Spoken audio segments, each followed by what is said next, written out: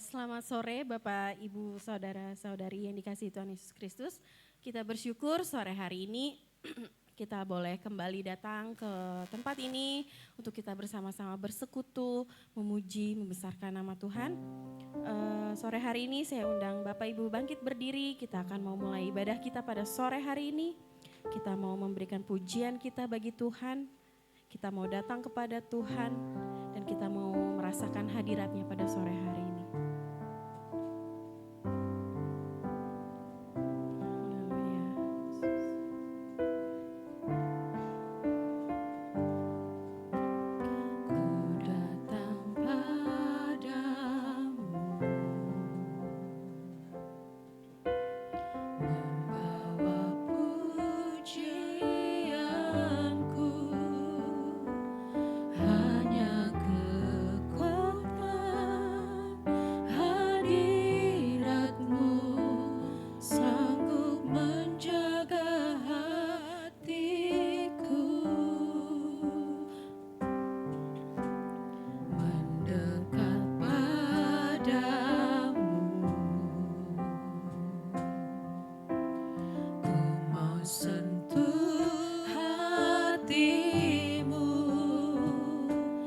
Biar ku melihat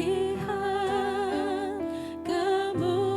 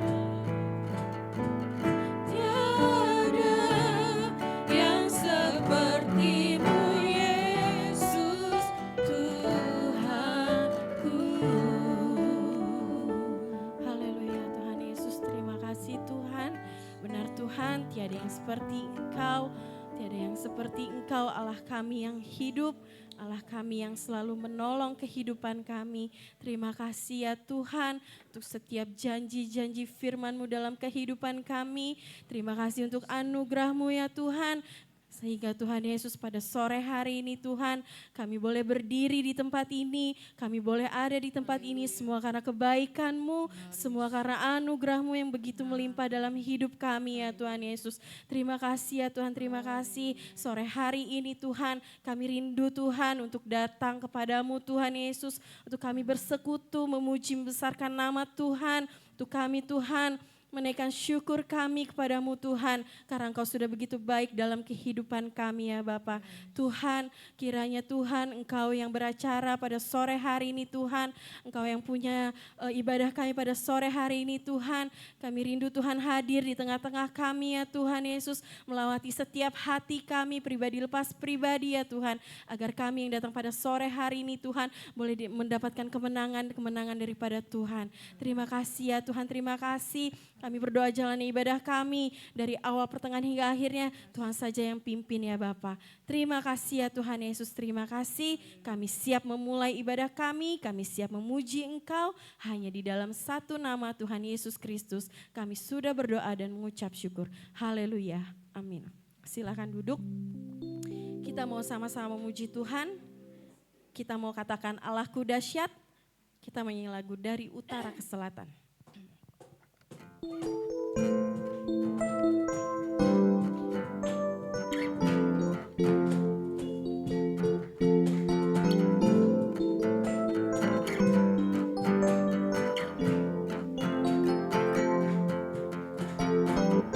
Dari utara ke selatan, terdengar pujian bagi Allah.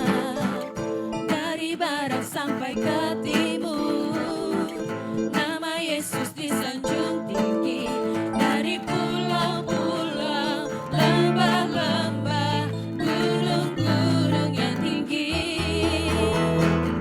kemuliaannya disaksikan, kebesarannya diceritakan. Yesus, Yesus, nama Yesus, nama Yesus disanjung tinggi. Dari pulau-pulau, lembah-lembah, gunung-gunung yang tinggi, Allahku dahsyat berkuasa, seluruh bumi sujud menyembah. Tinggikan nama-Mu, Allahku dahsyat berkuasa, seluruh bumi sujud menyembah. Tinggikan nama-Mu.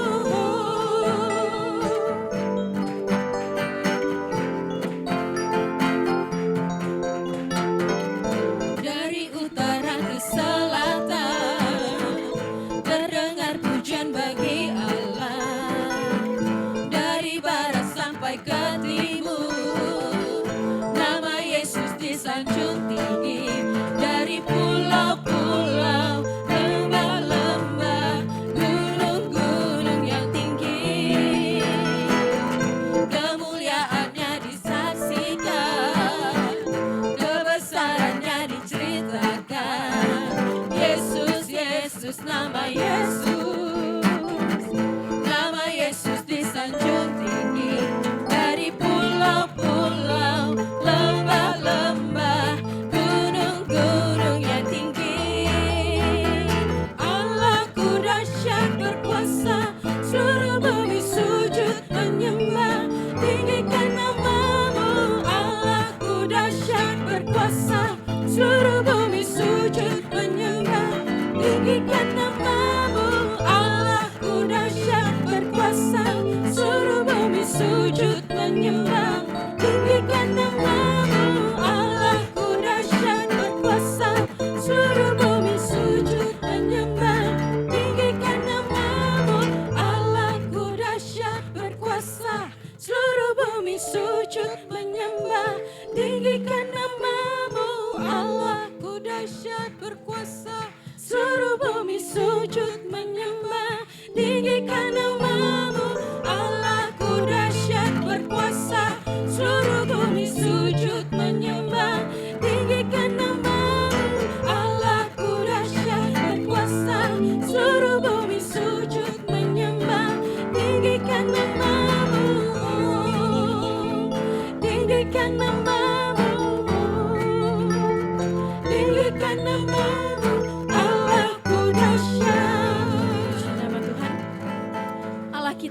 dahsyat, Allah kita yang patut kita sembah. Kita mau terus serukan namanya, kita mau katakan Tuhanku Maha Besar.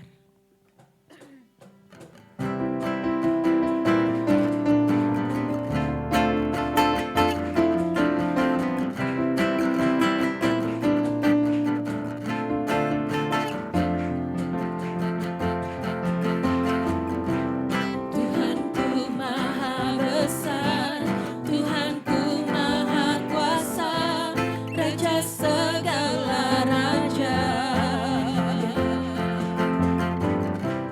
Dia takkan tergoyahkan, Dia takkan terkalahkan, Dia hidup dan berkuasa. Serukan namanya, serukan namanya, Yesus Tuhan Raja. Segala kuasa tunduk dalam namanya. Dia luar biasa, perkasa mulia, Yesus nama di atas segala nama. Saya undang jemaat bangkit berdiri. Tuhanku Maha Kuasa, Raja segala raja. Dia takkan tergoyahkan, Dia takkan terkalahkan, Dia hidup dan berkuasa. Serukan namanya, Yesus Tuhan Raja. Segala kuasa tunduk dalam namanya. Dia luar biasa, perkasa mulia, Yesus nama di atas segala nama. Serukan namanya, Yesus Tuhan Raja. Segala kuasa tunduk dalam namanya. Dia luar biasa, perkasa mulia, Yesus nama di atas segala nama. Serukan namanya, Yesus Tuhan Raja. Segala kuasa tunduk dalam namanya. Dia luar biasa, perkasa mulia, Yesus nama di atas segala nama. Serukan namanya, Yesus Tuhan Raja. Segala kuasa tunduk dalam namanya. Dia luar biasa, perkasa mulia, Yesus nama di atas segala nama. Sekali lagi serukan namanya. Serukan namanya, Yesus Tuhan Raja. Segala kuasa tunduk dalam namanya. Dia luar biasa, perkasa mulia, Yesus nama di atas segala nama. Serukan namanya, Yesus Tuhan Raja. Segala kuasa tunduk dalam namanya. Dia luar biasa, perkasa mulia, Yesus nama di atas segala nama. Yesus nama di atas segala nama. Yesus nama di atas segala nama. Puji nama Tuhan. Tuhan kita Maha Besar. Kita tahu tidak ada kuasa manapun yang dapat mengalahkan nama Tuhan kita. Sebentar kita akan menerima kebenaran firman Tuhan. Kita mau siapkan hati kita. Kita mau dibentuk oleh firman-Nya. Sehingga kehidupan kita setiap hari boleh semakin berkenan di hadapan Tuhan. Jadikan bejana siap dibentuk, demikian hidupku di tanganmu. Dengan urapan kuasa Roh-Mu, ku dibaharui selalu. Jadikan ku Allah dalam rumah. Haleluya Yesus. Demikian hidupku di tanganmu. Bentuklah seluruh kehendakmu, pakailah sesuai rencanamu. Ku mau seperti-Mu Yesus, disempurnakan selalu dalam segenap jalanku, memuliakan nama-Mu. Amin.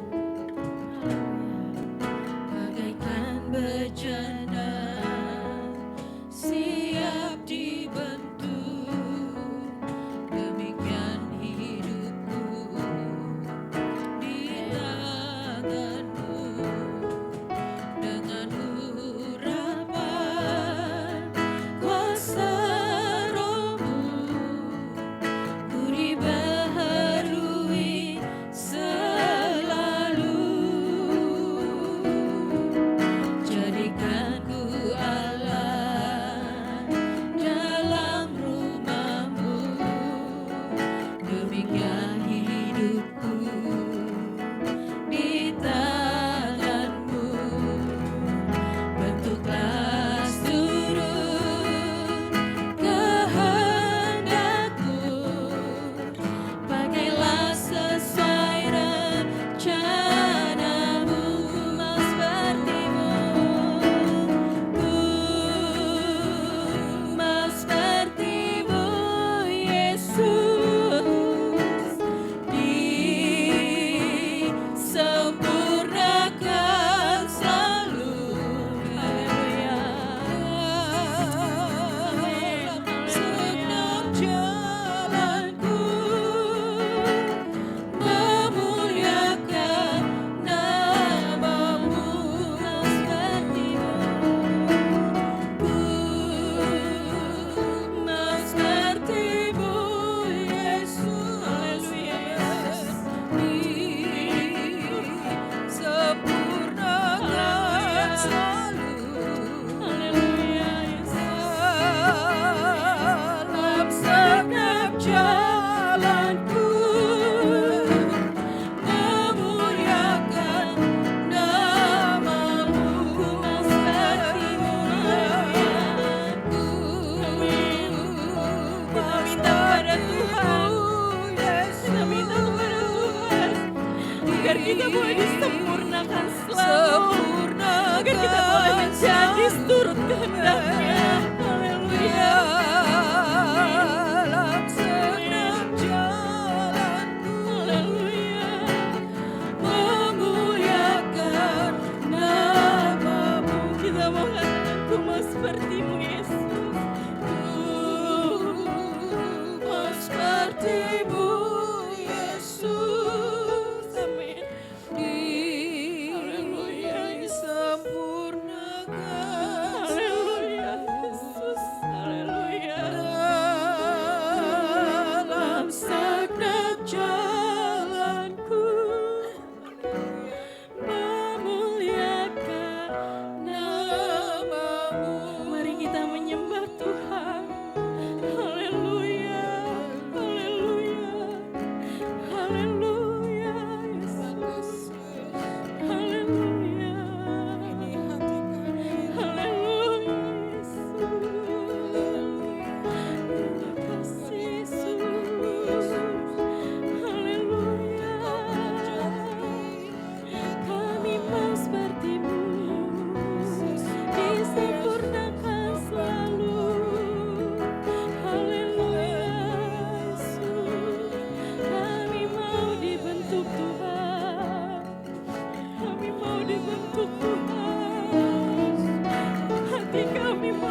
dibentuk Tuhan. Haleluya Yesus. Haleluya Yesus. Haleluya. Kita minta kepada Tuhan, kita rendahkan hati kita, kita serahkan hidup kita, agar kita boleh dibentuk oleh firman-Nya, agar kita boleh dibentuk, agar kita boleh berkenan di hadapan Tuhan. Haleluya, haleluya Yesus. Haleluya, haleluya. Haleluya. Haleluya Yesus. Terima kasih Yesus. Haleluya Yesus. Haleluya. Haleluya. Haleluya Yesus. Haleluya. Kita bersama-sama katakan, ku mau seperti-Mu Yesus. Kita mau bilang Tuhan Yesus, haleluya. Ku mau seperti-Mu Yesus, disempurnakan selalu dalam segenap jalanku, memuliakan nama-Mu. Sekali lagi katakan, ku mau seperti-Mu. Ku mau seperti-Mu Yesus, disempurnakan selalu dalam segenap jalanku, memuliakan nama-Mu. Ku mau seperti-Mu. Ku mau seperti-Mu Yesus, disempurnakan selalu dalam segenap jalanku, memuliakan nama-Mu. Dalam segenap jalanku, dalam segenap jalanku, memuliakan nama-Mu.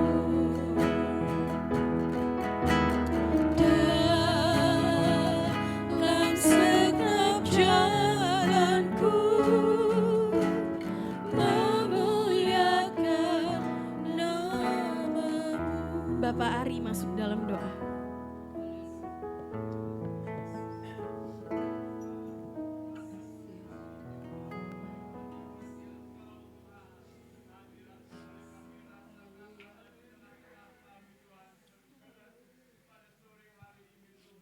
Haleluya Yesus.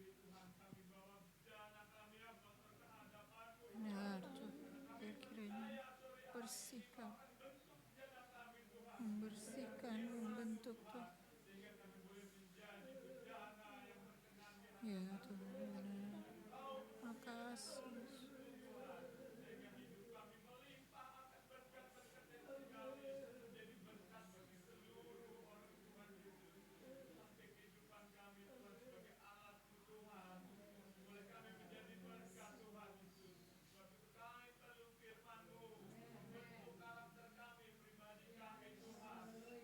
Kasih Yesus. Benar Tuhan, mampukan. Haleluya. Benar Yesus. Oh kekuatan. Benar sepenuh. Ya Yesus.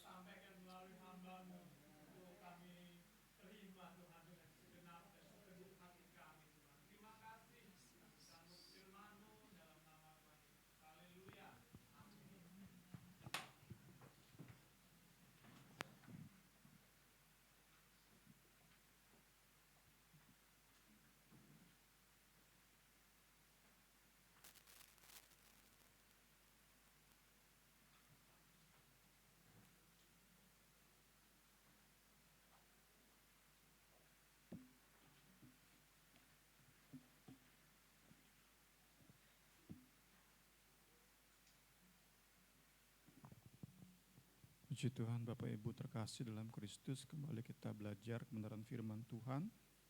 Firman Tuhan yang akan lebih lagi melengkapi kehidupan kita. Puji Tuhan. Kita bersyukur buat anugerah-Nya, kita bersyukur buat kesabarannya. Ya, terus sabar dalam memproses hidup kita. Masih terlalu banyak kekurangan kita, kelemahan kita, kegagalan kita, kurang taatnya, kurang lembutnya hati kita, masih terlalu banyak. Tetapi Ia sabar kepada kita. Ia terus mau memproses hidup kita, termasuk lewat kebenaran firman yang sama-sama kita akan dalami kembali pada saat sore hari ini. Kita awali dengan pendahuluan.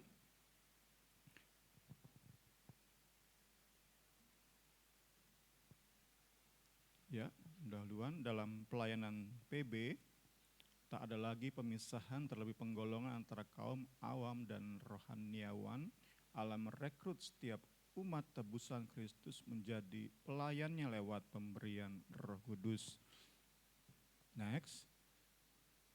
Para pelayan PB dalam mereka mengandalkan hanya Kristus dan karya salibnya untuk menerima perkenanan dan berkat Allah. Kita tahu bersama, kita yang terus bertumbuh dalam kebenaran, kita terima berkat bukan untuk diri kita. Kita terima segala kelimpahan berkat supaya hidup kita bisa lebih lagi berdampak untuk jalan hidup dan pelayanan yang berdampak. Pelayan PB dari hari ke hari semakin disadarkan bahwa tanpa Injil, tanpa Kristus dan kematian kebangkitannya, maka hidup kita nggak ada gunanya.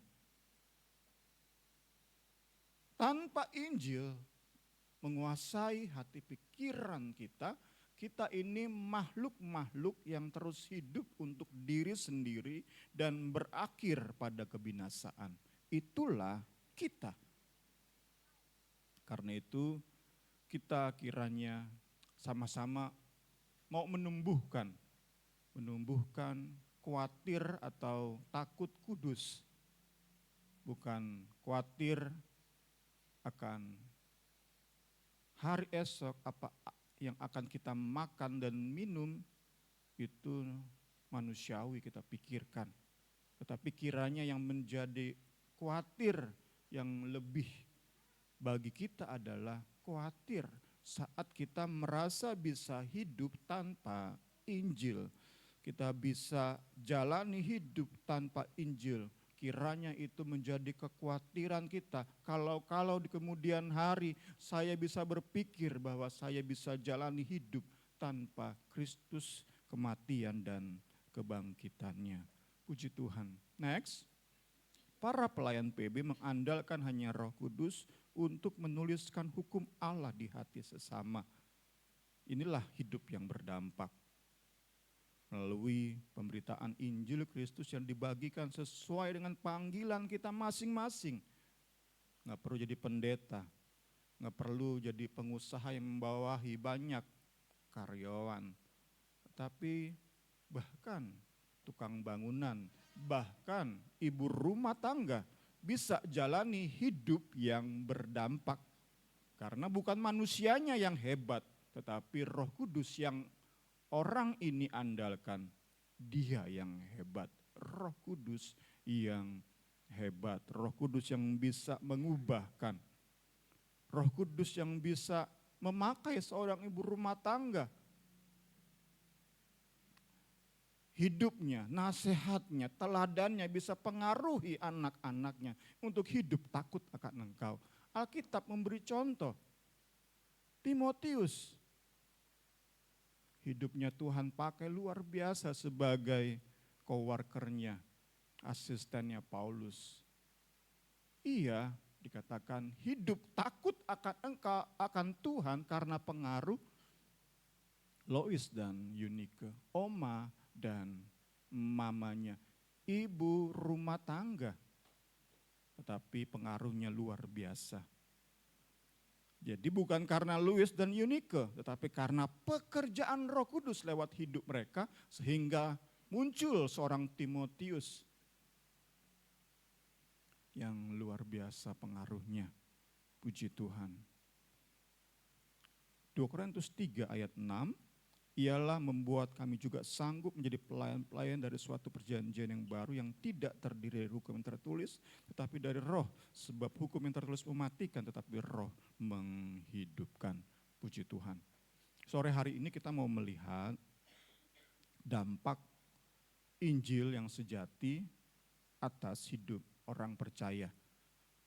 Tentu yang menjadi cerminan kita adalah bagaimana Injil sejati itu mengubahkan hidup Paulus.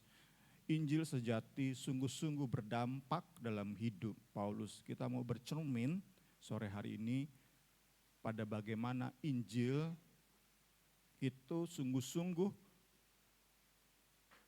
membentuk, memproses Paulus menjadi pelayan yang luar biasa. Jadi saat kita lihat daftar yang Paulus berikan di ayat-ayat ini, kita sedang melihat karya Injil. Kita enggak fokus pada Paulusnya. Paulusnya manusia biasa seperti kita. Saat kita nanti sebentar akan melihat bagaimana hidup Paulus, mari kita lihat Injilnya. Bagaimana Injil mengubahkan hidup Paulus. Bagaimana Injil membentuk hidup Paulus. Bagaimana Injil memproses hidup Paulus. Kalau hidup Paulus bisa Injil proses sedemikian rupa, kita percaya hidup kita pun bisa sedemikian rupa diproses oleh Injil. Kita mulai dulu dengan mengenali Injil sejati. Sebelum kita masuk, nanti kita daftarkan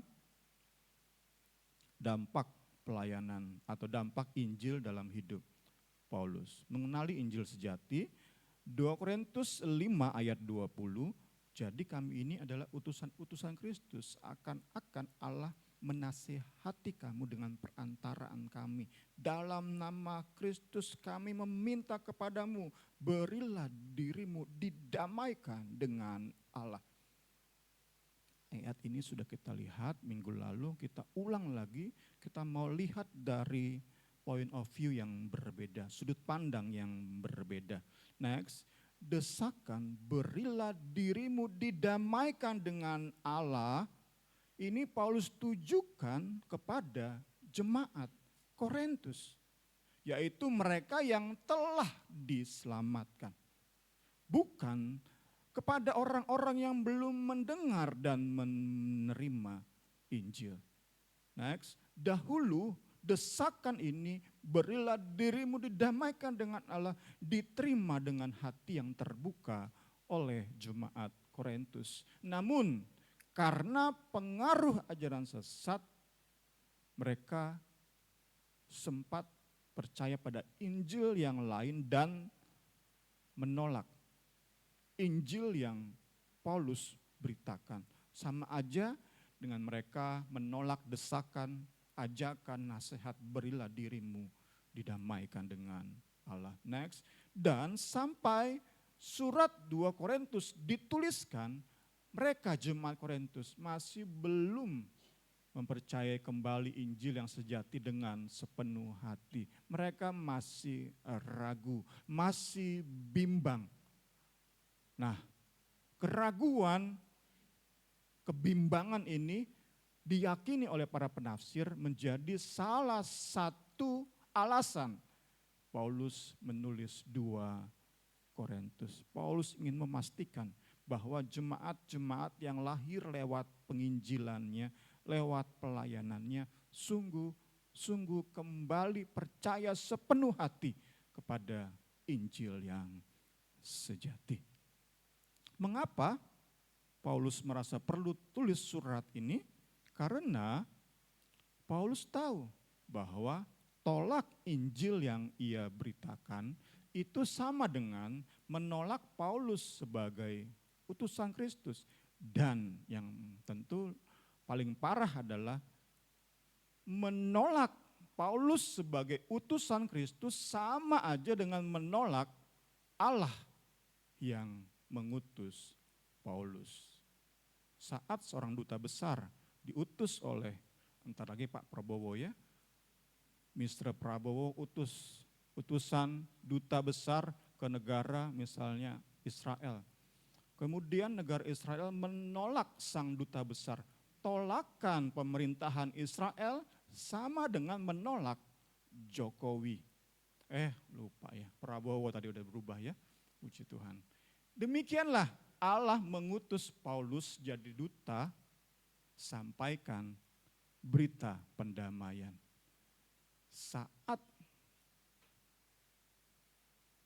jemaat Korintus kemudian menolak Paulus, maka sama aja.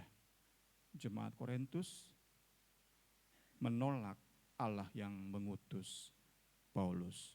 Karena itu ini mengajari kita betapa pentingnya mengenali dan membedakan Injil yang kita dengar.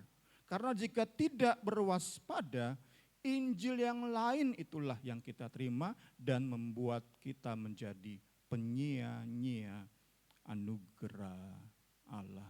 Kita bukan menjadi penikmat, tetapi kita menjadi penyia-nyia anugerah Allah. 2 Korintus 6 ayat 1. Karena kami, sering dalam surat-suratnya Paulus menyebut atau menulis kami. Banyak kali kami di sini menunjuk dirinya sendiri. Karena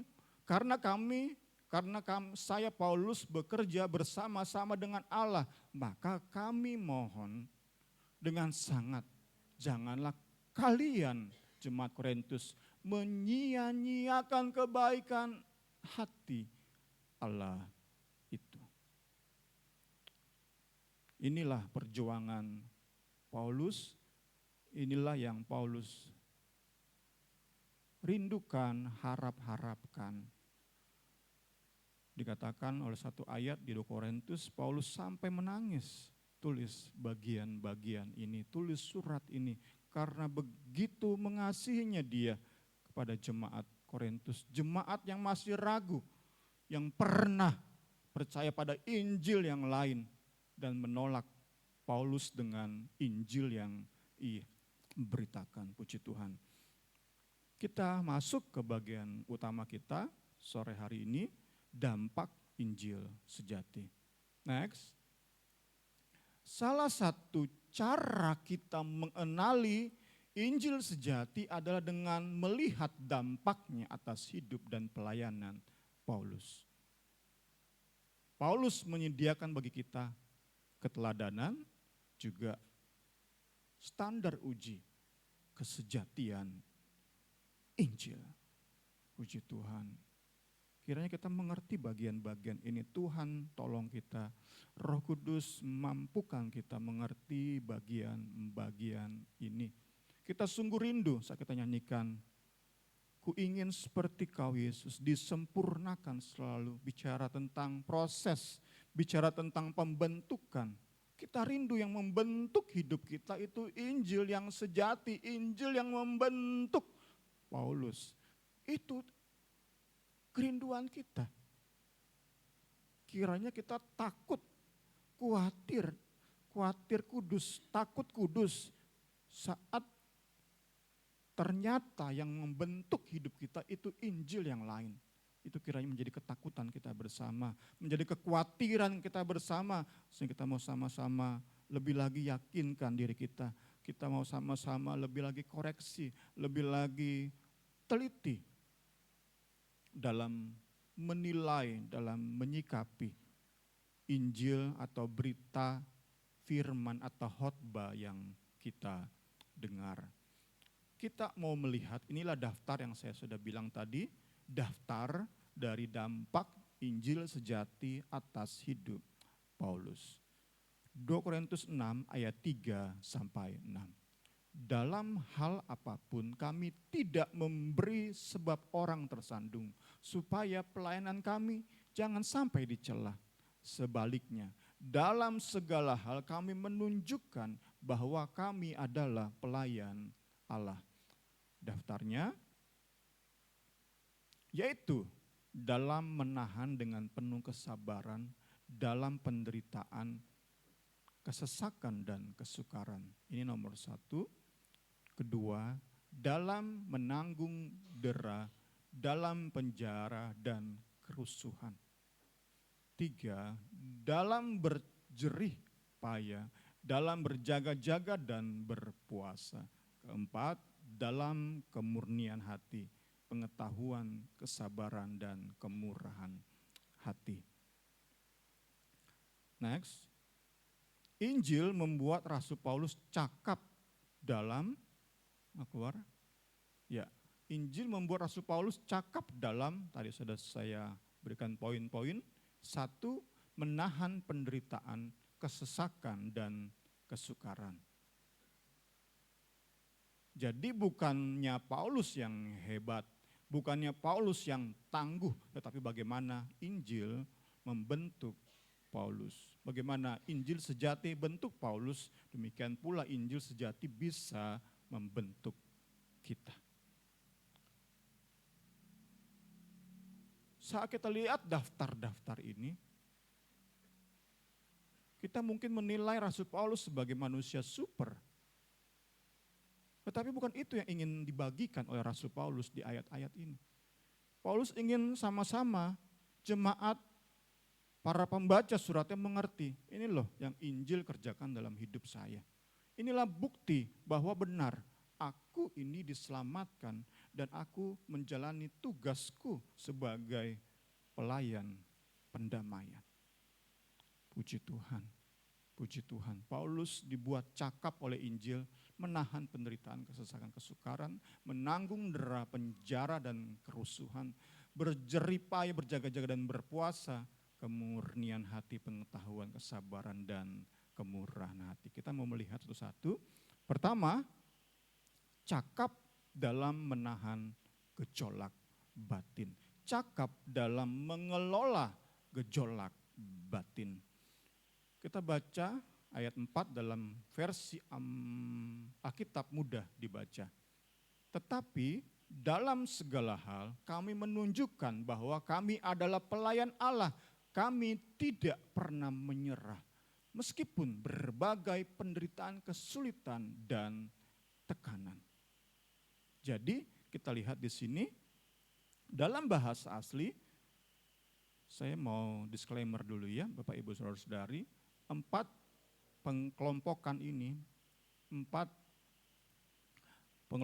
ini saya ambil dari buku yang kita jadikan referensi bedah buku 2 Korintus. Jadi kalau mau lebih dalami bagian-bagian kita sore hari ini bisa kembali lihat di YouTube dari bedah buku 2 Korintus. Karena 4 pengelompokan ini berdasarkan buku tersebut kita dapat yakini buku ini bukan buku abal-abal, buku yang dibuat sungguh dengan segala studi, segala macam perjuangan, sehingga buku yang dapat kita cukup andalkan, puji Tuhan. Kita lihat dalam bahasa asli, grup yang pertama ini kemampuan menanggung penderitaan itu menunjuk pada kemampuan Paulus menahan gejolak batin saat ia hadapi berbagai kenyataan pahit dalam pelayanan. Termasuk saat melihat jemaat Korintus yang lahir lewat pelayanannya kemudian dipengaruhi oleh para rasul palsu, oleh para pelayan mirror. Paulus sedih, pahit. Tetapi Paulus oleh karena Injil mampu mengelola gejolak batin itu. Ia diperhadapkan dengan kuatnya pengaruh oposisi kebenaran dengan segala cara, termasuk lewat para pelayan palsu. Jadi bukan hanya lewat aniaya gereja saat itu ditempa, diuji tetapi juga lewat pengajaran palsu, lewat hamba Tuhan, pendeta-pendeta mirror. Paulus dapati kenyataan ini, itu membuat jiwanya bergejolak. Ia ingin banget, sangat ingin jiwa-jiwa bisa sungguh percaya pada Injil yang ia beritakan. Tetapi ia dapati kenyataan yang berbeda, bertolak belakang dengan kerinduan, dengan impiannya.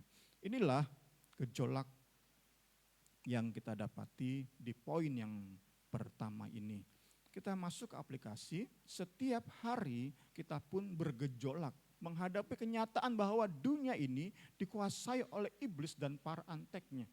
Kita terus dapati perlawanan kuat saat kita hendak menghidupi dan membagikan kebenaran Kristus.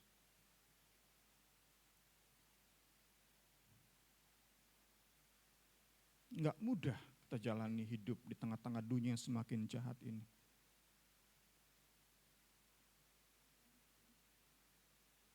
Tetapi kita lihat next, kecakapan Injil. Kecakapan yang Injil beri, kecakapan Injili memampukan kita mengelola gejolak batin dengan tepat. Di satu sisi kita enggak menyerah pada tekanan dunia. Kita enggak mengikuti apa yang dunia ajak. Kita enggak seperti kotoran, sampah yang mengikuti kemana air mengalir. Tapi di sisi lain kita tetap dapat menunjukkan kasih kepada orang-orang berdosa. Ini yang menjadi poin aplikatif dalam hidup kita. Kita dapati berbagai kenyataan di dunia ini itu bertolak belakang dengan kerinduan kita menghidupi kebenaran. Contoh sederhana, di kantor kita hadapi praktek korupsi. Di kantor-kantor kita hadapi praktek memainkan pajak. Hal-hal ini membuat gejolak di jiwa. Aku ingin jujur, aku ingin bersih.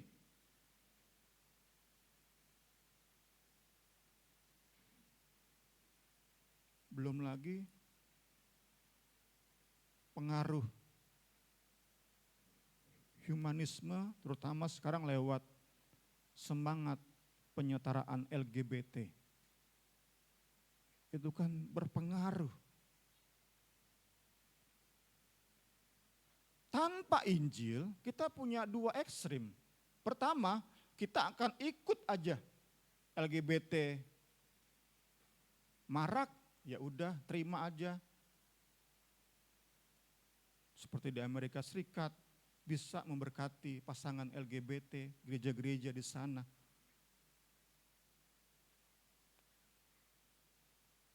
Di sana isunya, bagaimana jika kita terima undangan pernikahan LGBT, datang apa enggak? Datang nggak, Mos?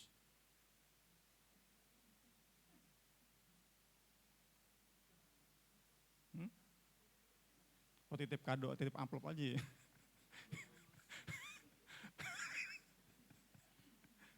Di sana isunya seperti itu. Ada pendeta-pendeta yang benar-benar kontra, ada yang ada yang tetap bilang LGBT itu dosa, tetapi karena kasih tetap hadir untuk menunjukkan kasih. Itu udah perdebatan di sana. Itu hanya satu contoh dari begitu banyak gejolak yang harus kita hadapi dalam dunia yang semakin kotor, najis, dan jahat ini. Bagaimana kita menyikapi? Itu penting banget. Tanpa Injil, kita akan dua ekstrim tadi ya. Pertama, kita akan ikut arus dunia, menjadi sama dengan dunia. Kedua, ekstrim yang kedua adalah kita membentuk bubble sendiri. Kita memisahkan diri dari dunia, bergaul dengan orang-orang Kristen aja, punya pergaulan sendiri yang gak mau menjangkau dunia. Kembali contoh di negara-negara barat, mereka membentuk kampung sendiri, kampung Kristen. Kampung yang bisa mengikuti aturan-aturan Kristen, etika Kristen, nggak mau diusir dari kampung itu. Itu kan ekstrem kedua. Dan kita percaya itu bukan bukti Injil bekerja dalam hidup kita. Kalau itu yang terjadi, berarti kita sedang dipengaruhi oleh Injil palsu. Kita sedang dibentuk oleh Injil palsu. Kita sedang diproses oleh Injil palsu. Saat kita hadapi kenyataan begitu jahatnya dunia, tetapi kita kemudian menyendiri dengan kelompok kita sedang dibentuk oleh Injil palsu. Injil sejati nggak ada di hidup kita, itu tandanya. Itu indikatornya Bapak Ibu Saudara-saudari.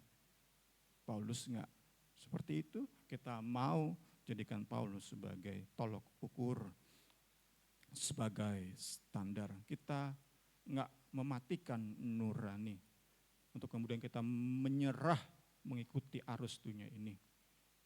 Tetapi gejolak kita membuat kita semakin bergantung, hancur hati, remuk jiwa, harapkan firman dan Roh Kudus jadi jawaban dalam hidup kita. Sehingga sebijak mungkin kita putuskan setiap momen-momen yang harus kita putuskan. Tadi kan berbeda mungkin Amos dengan Niar saat sikapi undangan pernikahan LGBT. Tuhan Yesus tolong kita semua, puji Tuhan. Kita masuk yang kedua, cakap dalam menanggung derita fisik. Bagian kedua adalah derita fisik yang Paulus alami. 2 Korintus 6 ayat 5 saya bacakan dalam firman Allah yang hidup. Kami pernah dipukuli, di penjara, pernah menghadapi orang banyak yang meluap-luap amarahnya. Saat Paulus masuk ke Yerusalem, itu orang-orang selapangan, bunuh Paulus. Mungkin bayangannya kemarin Paus datang, nah sebanyak itu orang, itu kan pada hormat pada Paus ya, itu sebanyak itu orang teriak-teriak kepada Paulus, bunuh itu Paulus. Ya, derita fisik yang luar biasa. Udah pasti sedikit mah ada tabok deh. Mungkin ribuan orang saat itu kumpul di Yerusalem. Kacau. Grup kedua, next, mewakili penderitaan fisik yang Paulus alami. Yang bisa hadir, kemarin saya sudah tulis renungan, saya bagikan di grup. Yang bisa hadir lewat penyakit. Baik yang diakibatkan oleh gejolak batin mempertahankan kebenaran ataupun oleh sebab lain. Karena memang kita dapati kenyataan kita hidup di negara yang dapat dikatakan toleransinya tinggi. Kita enggak hadapi aniaya seperti yang Paulus hadapi. Tapi dalam melayani Tuhan kita masih Tuhan izinkan penyakit. Penyakit bisa menjadi bentuk penderitaan fisik dalam kita, dalam rangka Injil memproses hidup kita. Puji Tuhan. Baik gejolak batin, oleh gejolak batin ada karena masalah tadi ya, permainan di kantor, itu mengusik nurani, memberi gejolak yang luar biasa sampai dia sakit mah. Saking gejolak batin itu mempengaruhi fisiknya.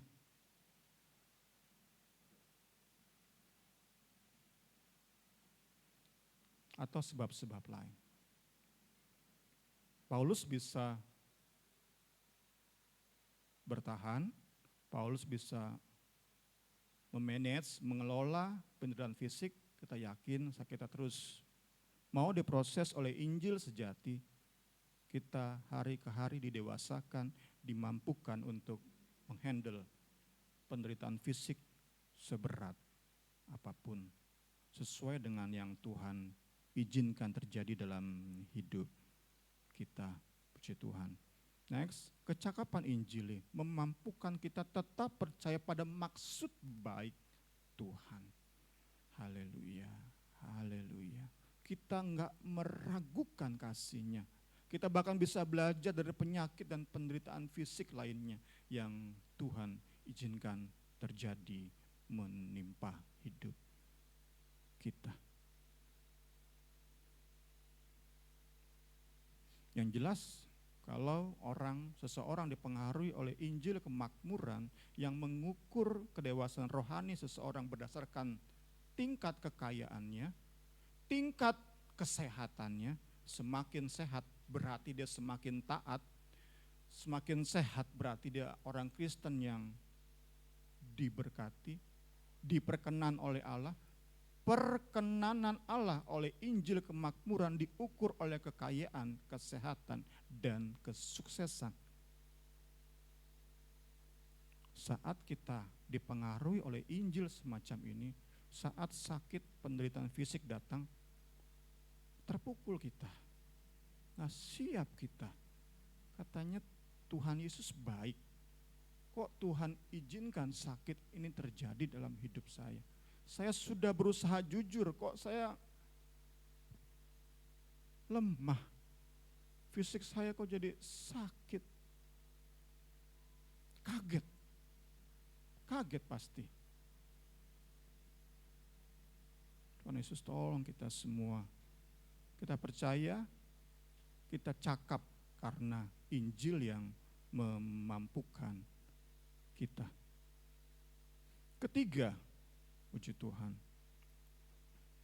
cakap dalam berkurban demi Kristus. Itu 2 Korintus pasal 6 ayat 5, saya bacakan dalam bahasa Indonesia masa kini, BIMK.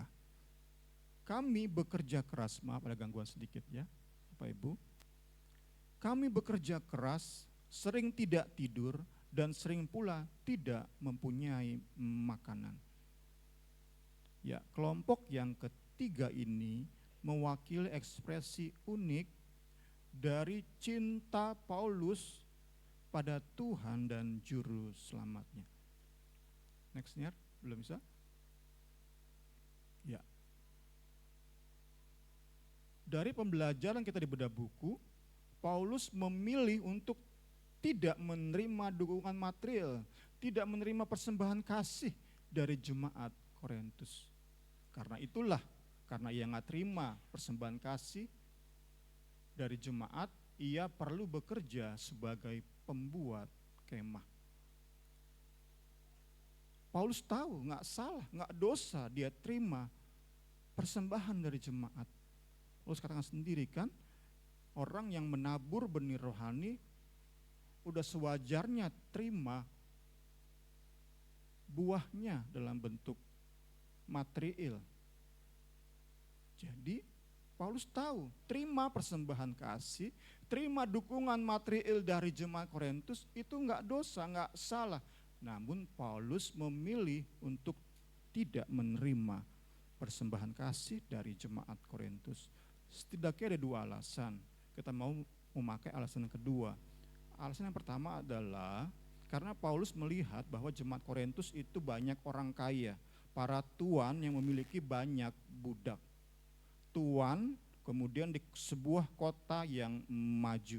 Kemarin Pak Guru saat di Zoom udah bilangnya, Korintus itu kota yang rame, kota di pantai yang menghubungkan bahkan 2 pelabuhan.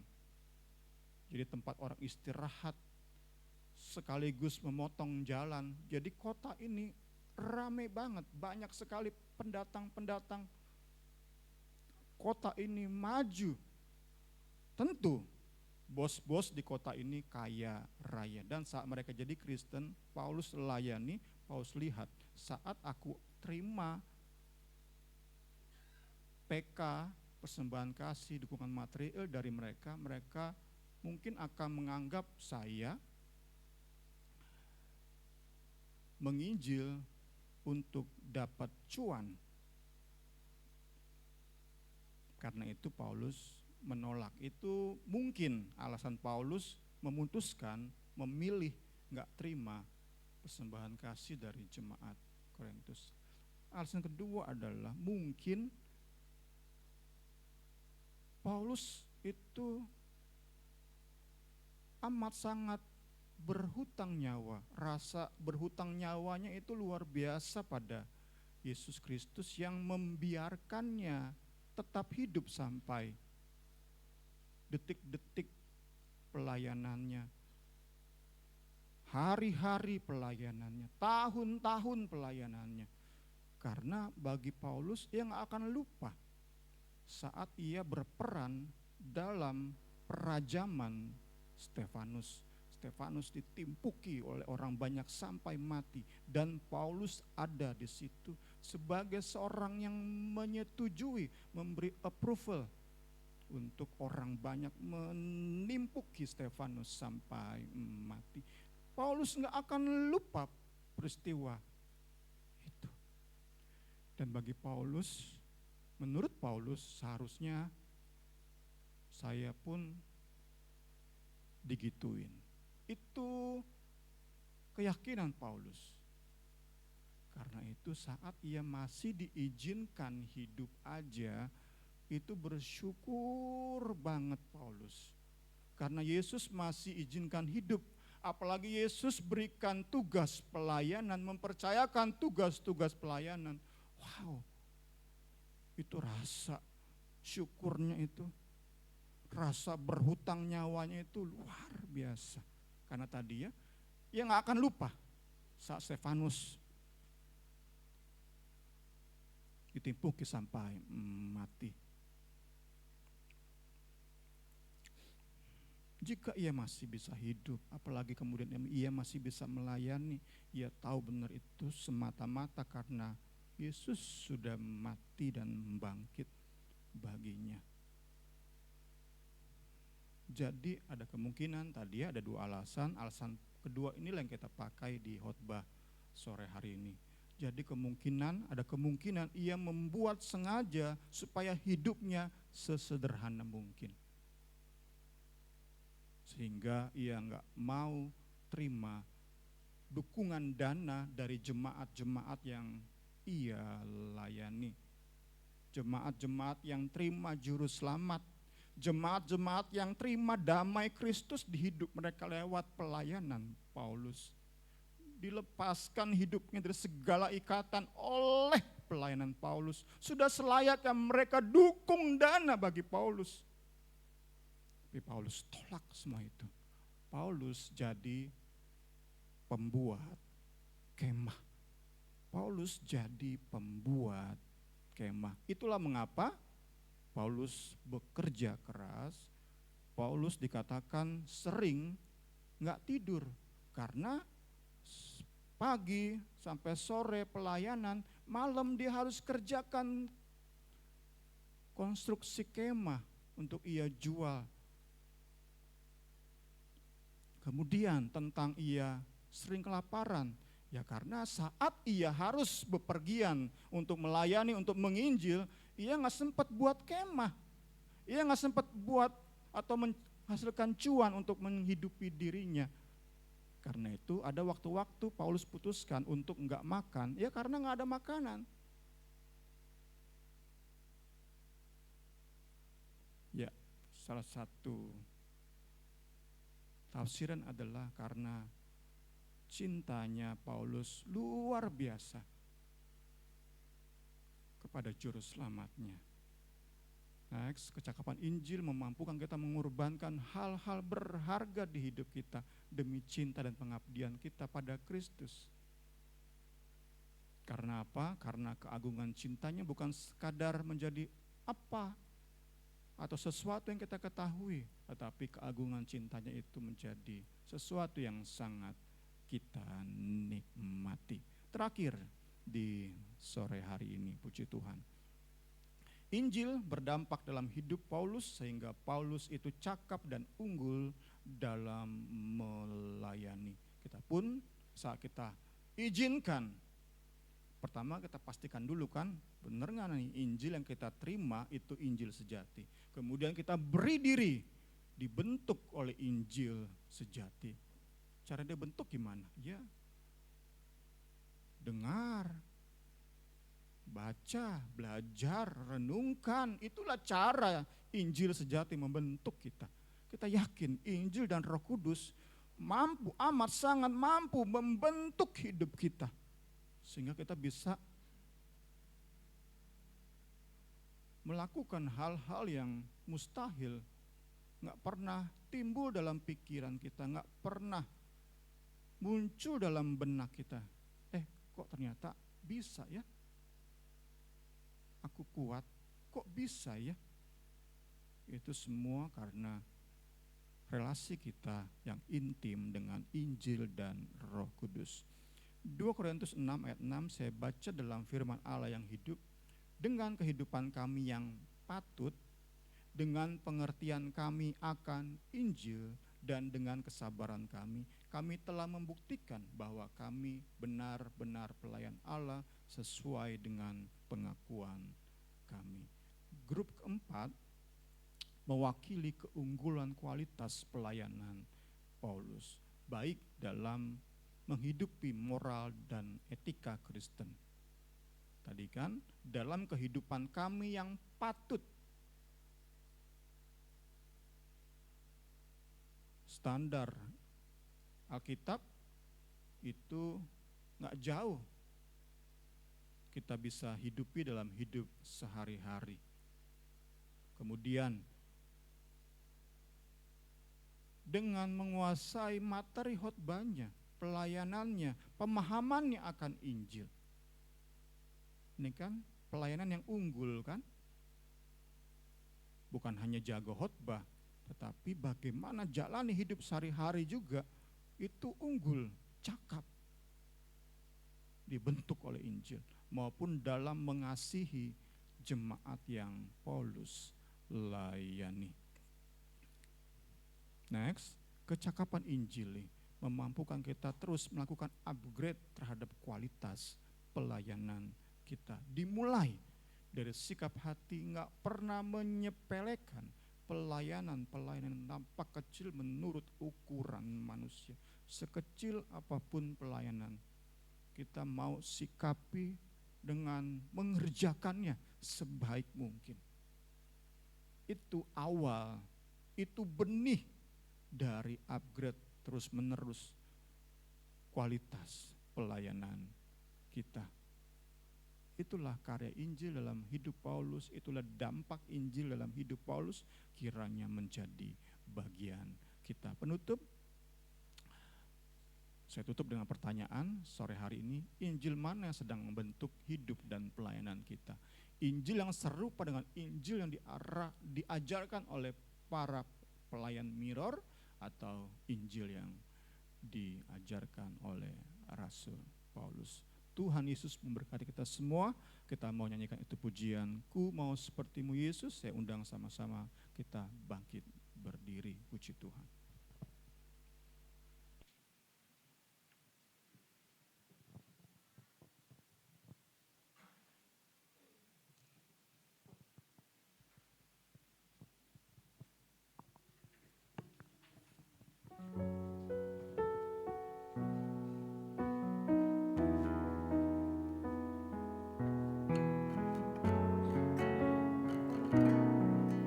Bagaikan bercanda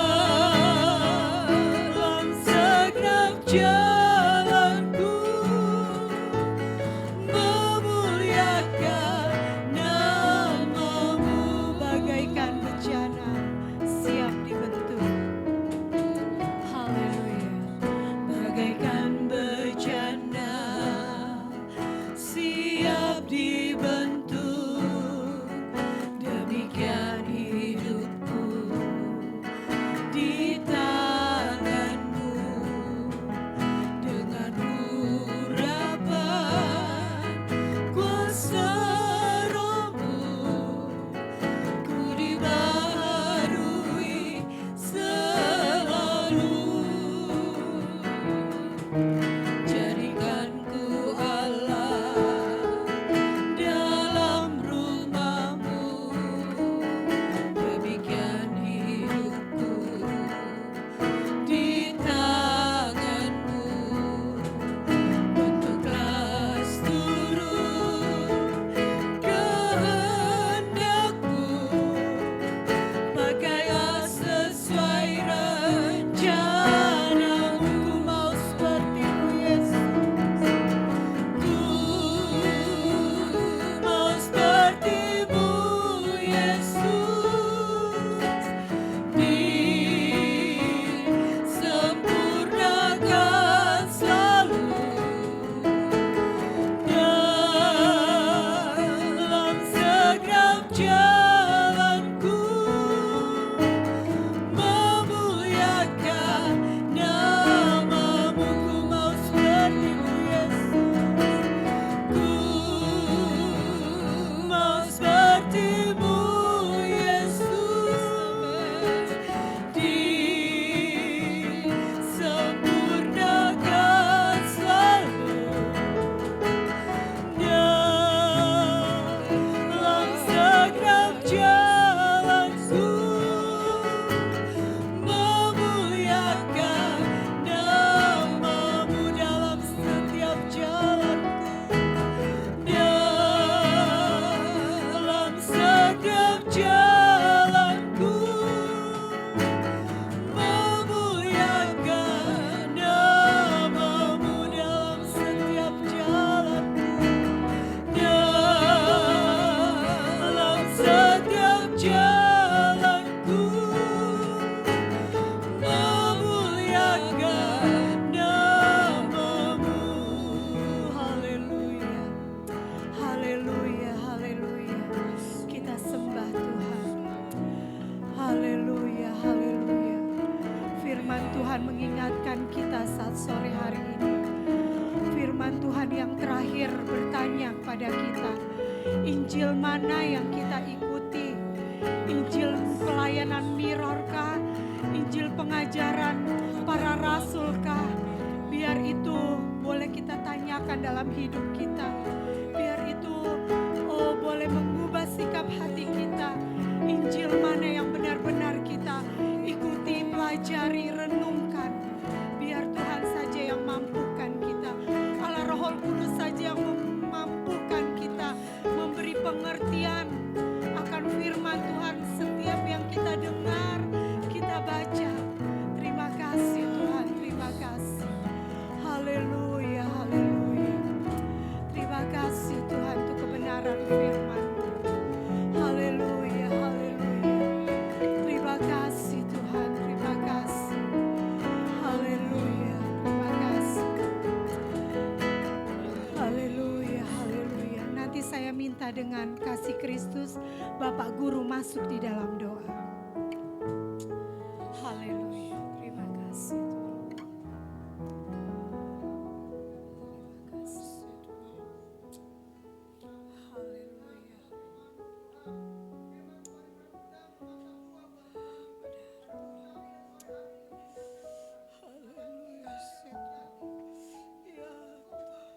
ya Tuhan. Terima kasih Tuhan. Terima kasih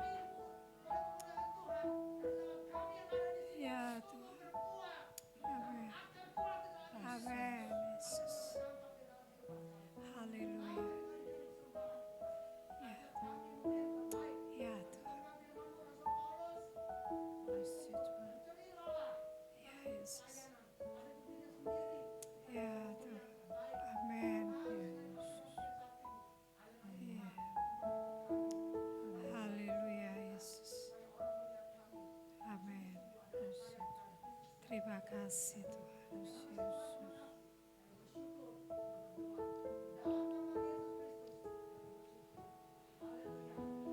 Amin.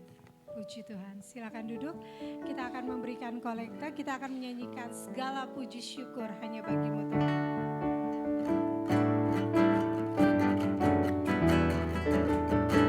Segala puji syukur hanya bagimu Tuhan, sebab Kau yang layak dipuji.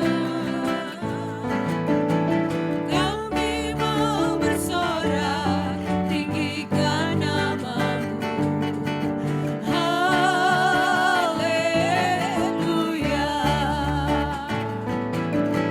Soraklah haleluya, soraklah haleluya, haleluya.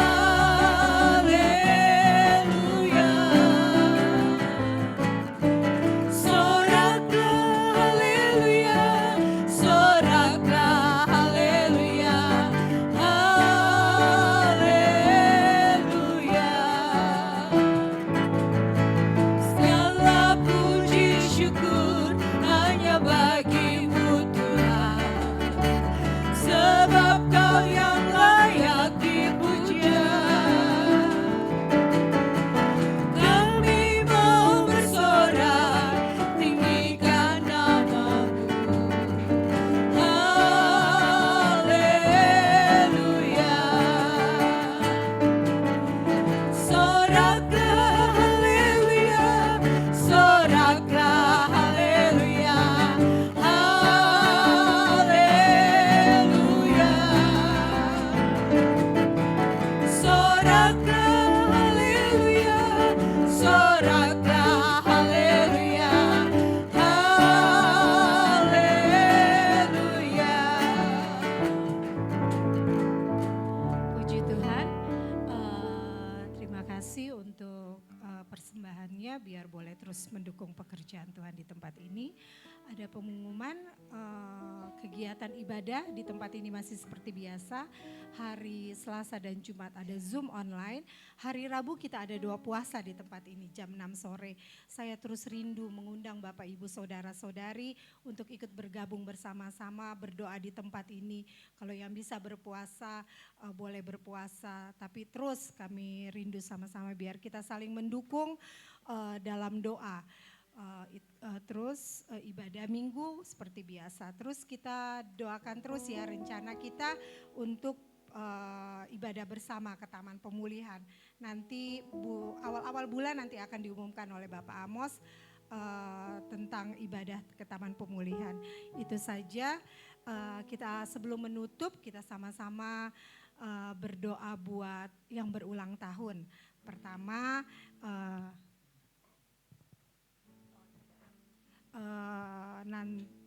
kita pertama berdoa buat Ibu Esti yang berulang tahun saat ini, tepat hari ini. Yang keberapa mungkin, pokoknya masih muda ya Ibu Esti ya, luar biasa. Biar Tuhan pakai terus, ditambah usianya, Tuhan pakai terus luar biasa, panjang umur, sehat selalu. Saya juga diingatkan buat kakak saya yang hari ini ulang tahunnya di surga. Buat Kak Hengki ya, hari ini saya diingatkan tahun lalu ya, walau dalam keadaan sakit, tapi dia saat itu sehat masih merayakan ulang tahun. Tapi tahun ini dia merayakan di surga. Tapi kita berdoa buat istrinya dan anak-anaknya, kalau kita boleh lihat pemeliharaan Tuhan luar biasa. Walaupun Kak Hengkinya bersama Bapa di surga, istri dan anak-anaknya Tuhan pelihara, itu saja. Saya undang bangkit berdiri, nanti saya minta Bapak Bakri yang berdoa buat Esti, buat kita semua di tempat ini, dan tutup dalam doa ya. Ya, saya undang bangkit berdiri, kita akan berdoa, kita akan menyanyikan lagu Bapa Terima Kasih.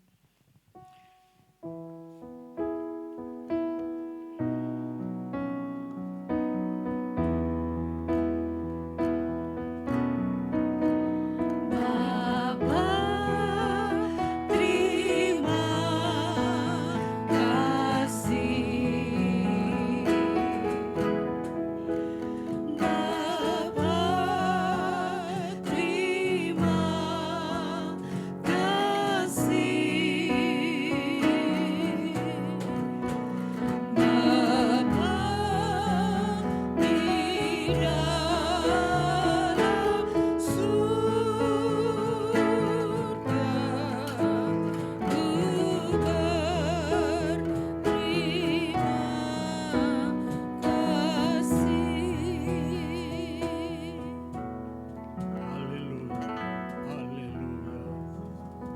Terima kasih Tuhan.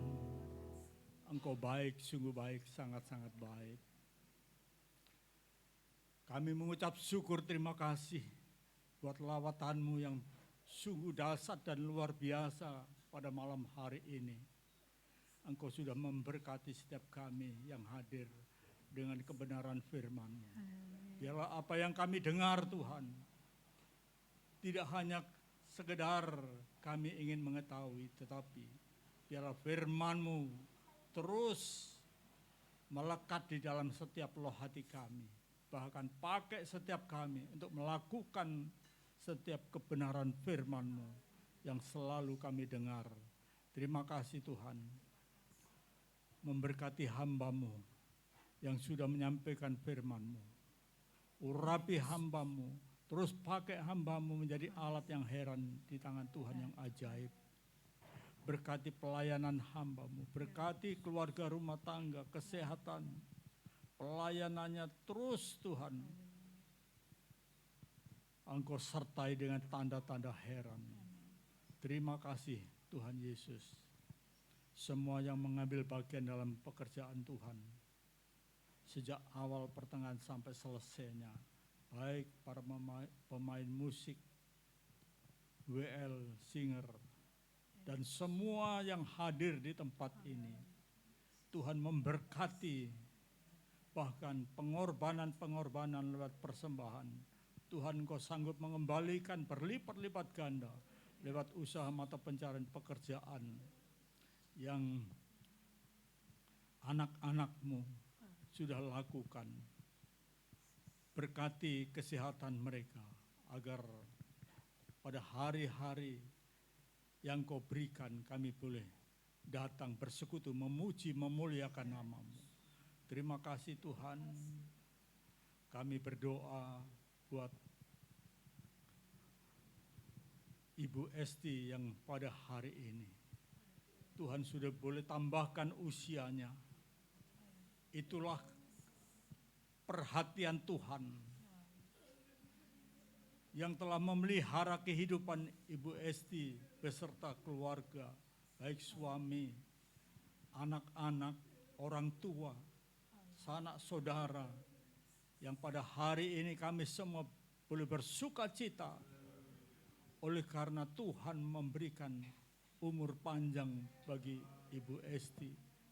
Berkati Ibu Esti dalam usaha mata pencarian pekerjaannya sebagai ibu rumah tangga, bahkan pelayanannya. Tuhan memberkati suami yang terkasih. Engkau lihat perhatian keluarga ini. Terus Tuhan tolong Engkau senantiasa menjaga dan memberkati keluarga rumah tangga ini.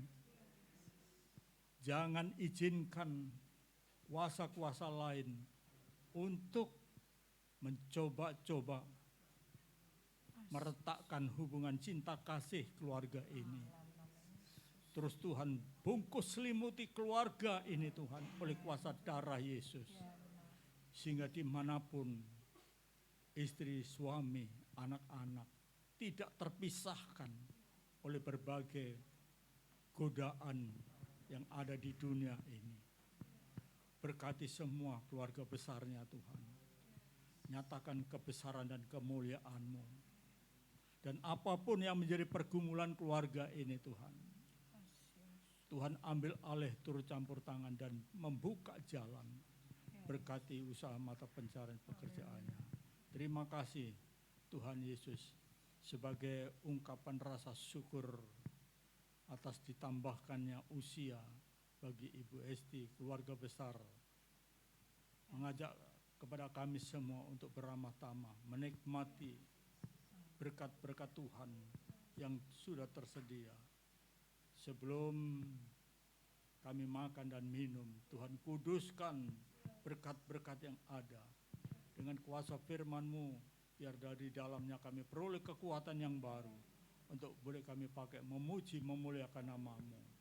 Terima kasih Tuhan. Tuhan, Engkau sudah menolong kami semua boleh datang ke tempat ini dengan tidak berkekurangan sesuatu apapun. Bahkan sesaat lagi kami akan tinggalkan ruangan ini untuk berpisah. Kembali ke rumah tangga kami masing-masing. Tuhan juga menjaga, melindungi, menyertai setiap perjalanan kami. Sehingga kami semua boleh tiba di rumah tempat tinggal kami masing-masing dengan selamat. Biarlah nama Tuhan dipuji dan dipermuliakan. Terima kasih Tuhan. Saudara-saudaraku yang dikasihi Tuhan, mari angkat kedua tangan dan arahkan hati. Dan terimalah berkat Tuhan. Tuhan memberkati engkau dan melindungi engkau. Tuhan menyinari engkau dengan wajahnya dan memberikan engkau kasih karunia. Tuhan menghadapkan engkau dengan wajahnya dan memberikan engkau damai sejahtera. Anugerah dan rahmat dari Allah Bapa, kasih sayang yang sempurna dari Tuhan Yesus Kristus, dan oleh persekutuan Roh Kudus kiranya tetap tinggal menyertai engkau dari saat malam ini hingga terus kekal selama-lamanya. Hanya di dalam nama Tuhan Yesus Kristus kami sudah terima berkat Tuhan. Haleluya. Mari yang percaya kita katakan amin.